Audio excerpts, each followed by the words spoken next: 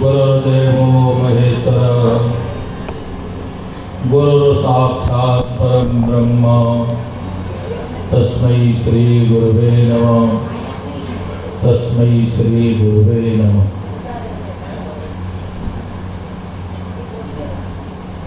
हम सभी परम सौभाग्यशाली हैं। माँ भगवती के गोद में हिमालय की छत्र छाया में लकुलिश आश्रम के प्रांगण में योग्य कथा व्यास जी के श्री मुख से श्रीमद् भागवत कथा श्रवण कर रहे हैं। तो मैं प्रथमतः आप सबको शुभकामनाएं आशीर्वाद देकर ये आज सब दिव्य आयोजन आप सबको सहज और आसानी से इधर आ जाए बेटा, फोटोग्राफर थोड़ा इधर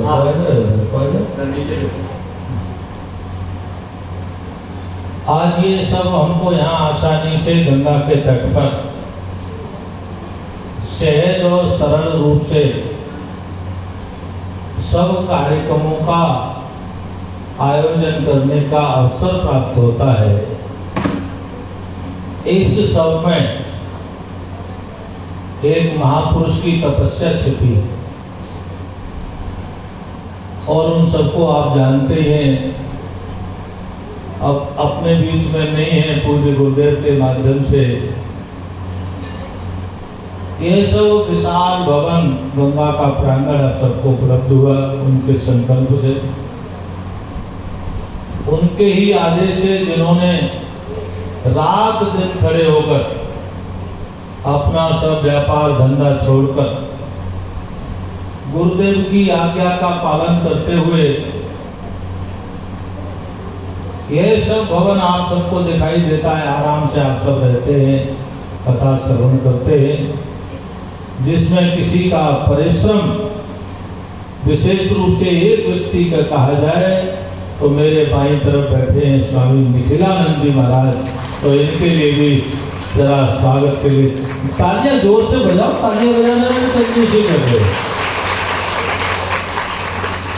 और इनकी अर्धांगिनी है, वो भी इनके साथ छाया की तरह साथ खड़ी रहती हैं। तो उनको भी मेरी बहुत बहुत शुभकामनाएं आशीर्वाद। और जहाँ पर पूरे देश में लोग हिंदुओं की तो बुरी दुर्दशा है, घर में बाल बच्चे पिटाई करते हैं, घर से निकाल देते हैं, फिर भी घर में ही छोड़ते हैं। लेकिन इनका तो बहुत बड़ा व्यापार बड़ोदरा में हमने देखा, बहुत बड़ा साम्राज्य फैला हुआ है, लेकिन वह सबका साम्राज्य को छोड़कर और यहाँ गंगा के तट पर गुरुदेव की आज्ञा का पालन करने के कारण से रहते। आप सबकी सुविधा की चिंता करते हैं। मेरा भी यहाँ बनने से पूर्व से मेरा संबंध है और मैंने जब इनको कष्ट को एक दो बार कष्ट में देखा, जब कोई भवन बनता है तो बड़ा कष्ट भी होता है, तो मैंने उनको धैर्य बनाया। मैंने निखिलानंद जी महाराज, आप चिंता न करो, आप ये गुरुदेव का काम नहीं भगवान का काम कर रहे हो, ये अवश्य पूर्ण होगा और गुरुदेव नहीं होंगे तो मैं आपके साथ उस समय सदी से खड़ा रहूंगा। तो मैं उसी वचन को निभाने के लिए, ठीक है, मैं स्वतः ही आपकी कथा में उपस्थित हुआ। मैंने सोचा कथा व्यास के भक्तों के सबके दर्शन हो जाएंगे, गंगा जी के दर्शन हो जाएंगे। मुझे कहीं अभी जाना भी है बहुत जरूरी, लेकिन पता लगा कथा हो रही है। मुझे सूचना नहीं थी क्योंकि मैं बाहर से आया, मेरा बाहर प्रवास ज़्यादा रहता है, लेकिन क्योंकि लकुलिश आश्रम भी अपना ही आश्रम है और इसीलिए मैं आप सबके दर्शन करने के लिए आया कथा व्यास जी ने मुझे यहाँ पहुँचने पर जो सम्मान दिया, तो मैं उनका भी बहुत बहुत हृदय से आभार व्यक्त करता हूँ, बहुत बहुत उनको धन्यवाद देता हूँ।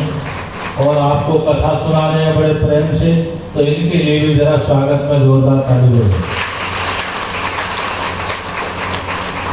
अरे थोड़ा जोर से बजाओ, कमजोरी से क्यों बजा रहे? भोजन मिलेगा सबको, बढ़िया भोजन मिलता है, भोजन चिंता मत करो। बोलो नकुलीस भगवान की, बोलो गंगा माता की, नमः पार्वती पते, हर हर महादेव। मैं एक बात कहते हुए बस अब पानी को विराम दूंगा, कथा विश्राम करें, बोलने को कहा है तो इसलिए आप ऐसी जगह पे आ रहे हैं जहां संसार के पाप नष्ट होते हैं। हरिद्वार तीर्थ, और उस तीर्थ में भी जहां आप हैं, ये अरण्य वन है, ये साधुओं की तपोभूमि रही है। यहाँ कभी किसी समय वन वन होता था, पहाड़ होते थे और पूरा वन क्षेत्र होता था। और यहाँ पूरा गंगा के किनारे किनारे यहाँ संत तप करते थे। यह इस बात का प्रमाण है कि गंगा माता संतों का इस भूमि पर पुनः आगमन के लिए इंतजार कर रही थी। ये इस बात का प्रमाण है कि आप सामने देखेंगे एक बहुत बड़ी बिल्डिंग बनी हुई है। वहां एक संत थे श्रद्धानंद जी महाराज, उनसे महात्मा गांधी जी सलाह करने के लिए आते थे, विचार विमर्श करने के लिए आते थे। वह तपोभूमि टीला है उनका, श्रद्धानंद जी का। और गंगा माता ने कितना आदर किया है, चारों तरफ से गंगा माता है, लेकिन उस टीले को नहीं छेड़ती। टीले के पास रहती है लेकिन टीले को छेड़ती नहीं। तो संतों का ऐसा गंगा माता आदर करती हैं। तो ये जो धार आपको गंगा जी की दिखाई दे रही है, ये धार उसी टीले के बराबर से बहती थी। जब 2012 में मैं आया सबसे पहले, यहाँ बालाजी धाम जो आपके पड़ोस में है, वह बालाजी धाम अपना ही है। तो जब मैं आया तो गंगा जी के दर्शन करने के लिए 1.5 किलोमीटर जाना पड़ता था, 1.5 किलोमीटर दूर। जैसे ही बालाजी धाम की नींव रखी और निर्माण कार्य प्रारंभ हुआ, तो बस 1 साल नहीं लगा, गंगा जी यहीं आ गई और तब से गंगा जी यहीं पर हैं।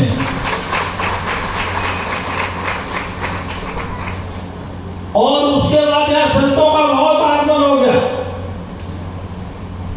100 संत रहते इस क्षेत्र में 2012 के बाद, बीच में विलुप्त हो गए थे, संत यहाँ रहते नहीं थे।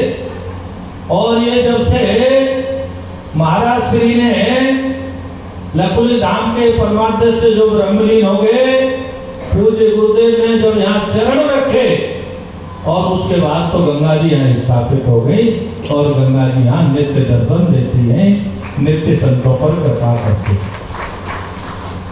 तो ऐसी आपको तीर्थ भूमि मिली है, पावन पवित्र भूमि मिली है। तो मैं तो एक ही बात कहता हूं, आप यहाँ आए हो, आपका पुण्य उदय हो गया है। आपके पूर्व जन्म के जो पुण्य थे, उन्होंने यहाँ आने का आपको अवसर दिया है।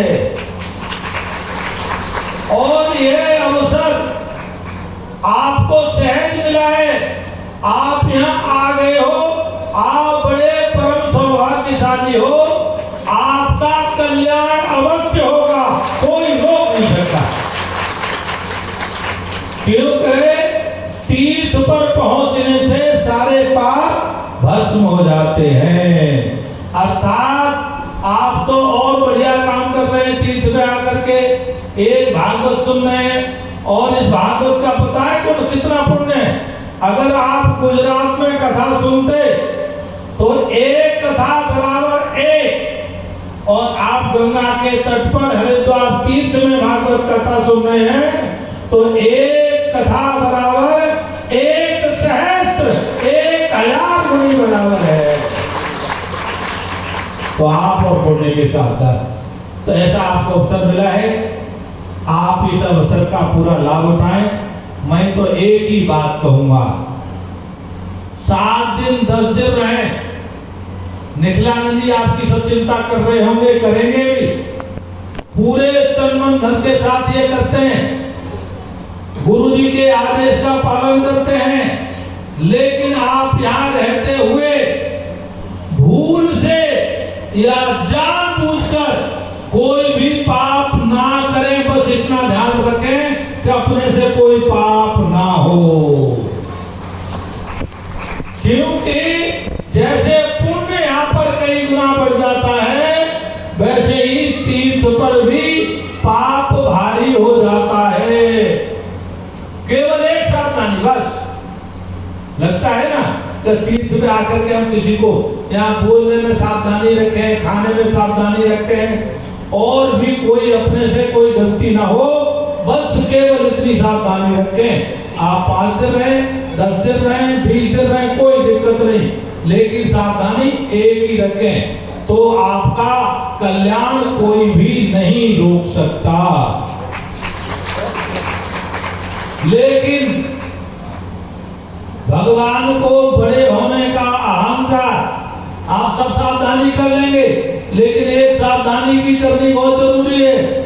आप होंगे घर के बहुत बड़े आदमी, लेकिन ये बड़े का अहंकार भी गंगा को छोड़ दें। और गंगा माता तो बड़ी सहज है, अगर आप ईमानदारी से इनसे प्रणाम करेंगे और इनको कहेंगे गंगा माता ये बड़े होने का अहंकार हमसे जाता नहीं, इसको ले लो, तो ये गंगा माता तो अहंकार रूपी पाप लेने के लिए तैयार बैठी रहती है, इसको भी छोड़ देना। क्योंकि आपने भागवत में कथा सुनी होगी, कुबेर के पुत्रों ने बड़े होने के अहंकार बस गंगा माता ने अमर्यादित व्यवहार किया, तो उनको नारद जी ने श्राप दे दिया कि जाओ तुम जड़ हो जाओ। ये यहाँ की महिमा है। और फिर आपने कथा सुनी होगी, नहीं होगी तो सुनने का अवसर मिलेगा आपको। फिर उनके कल्याण का मार्ग भी नारद जी ने स्वयं बताया कि जाओ तुम जो है यमलार्जुन के वृक्ष बनो, और वो जाकर के वृंदावन में यमलार्जुन के वृक्ष बने, और स्वयं भगवान ने उनके कल्याण के लिए अवतार लिया और उनका कल्याण किया। ये कथा आपने सुनी। मैं केवल याद दिला रहा हूँ, जब कुबेर के पुत्रों को दंड मिल सकता है अपराध कहने पर, तो हम कितने ही बड़े हो, कुबेर के पुत्रों से बड़े नहीं हो सकते आसानी से। तो ये सावधानी रखते हुए आप सब कथा सुने। आपको मेरी बहुत बहुत शुभकामनाएं, आशीर्वाद, और भगवान आपका कल्याण करे। आप परिवार सहित पूरा परिवार, आपके रिश्तेदार सभी को सुख शांति और समृद्धि मिले, ऐसा मेरा आपको बहुत बहुत आशीर्वाद, शुभकामनाएं। ओम शांति शांति।